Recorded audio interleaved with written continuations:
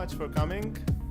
My name is Adaman Bakhtari. I'm the president of Scentroid. We're the organizer of this conference. And before we begin, we wanted to thank our sponsors, which you have probably visited outside. And we really want to thank them for all their support and to help organize the first Odour conference here in Toronto.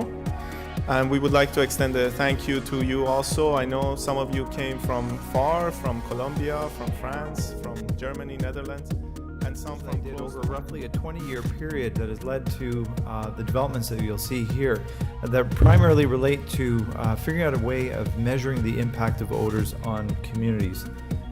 So I'm particularly interested in this aspect of dimensions of odor impact, but based on specific...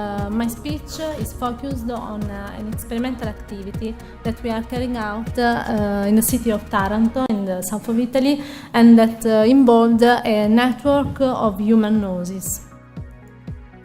What is the main aspect of the background?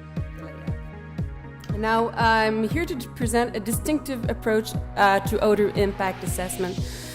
It's based on a hybrid methodology for field measurements, source sampling, and dispersion modeling. Now, conducting an odor impact assessment. I'm just going to give how, in OMAFRA, in Ontario Ministry of Agriculture and Food Welfare, how do we manage odor issue in general. So, I'm here to talk about modeling. I'm going to try to make it interesting and fun. It could be a really dry subject, but I think if you understand the fundamentals behind the model, you actually appreciate it more and can apply it to the real world a bit better. Know that they have a strong limitation in there. So I would say, yeah, we are quite I think in middle half. So we work to provide strategies to assess and improve air quality for Albertans, and we do this by using a collaborative negotiation consensus-based process. So the cleaner... We've talked about odor being a challenge. We've talked about it being something that people respond to in different ways. So rather than just looking at odor in the same way we look at chemical, let's also look at how we can maybe tweak people's behaviors or responses to odor and try to minimize the potential for adverse effects and nuisance complaints.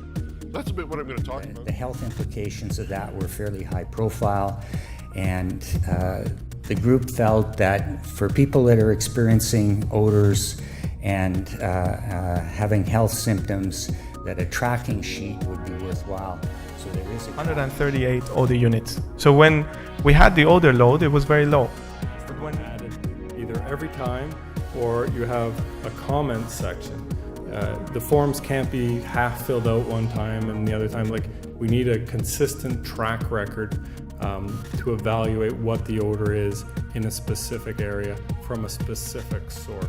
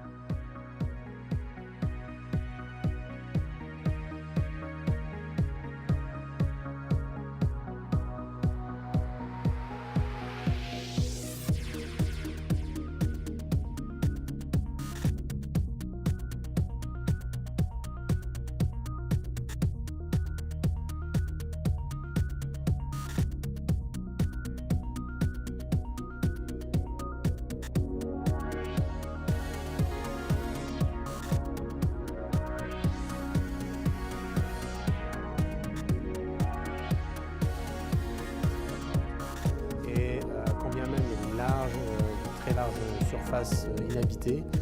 Le problème, c'est que les personnes ne vont pas aller habiter très loin de la côte, dans des endroits désertiques. Donc la population va se concentrer sur les côtes et la population augmentant, elle se concentre sur les côtes. Ce qui veut dire que des zones industrielles qui étaient plutôt éloignées des zones résidentielles ou bien des zones rurales qui étaient avec des faibles exploitations et des faibles densités de population se sont retrouvées avec des développements résidentiels qui devenaient de plus en plus importants. Zoning, etc.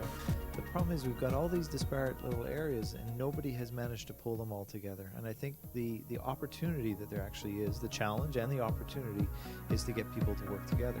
But that doesn't mean industry people, consultants going to a department of chemical engineering per se at a university. Yes, they might do that, but they might also delve into the social sciences as well. So we have to start bringing in policymakers. We need to bring in people who understand how regulation is made. We need to bring in the social scientists, so they actually understand what are the repercussions, both of the policies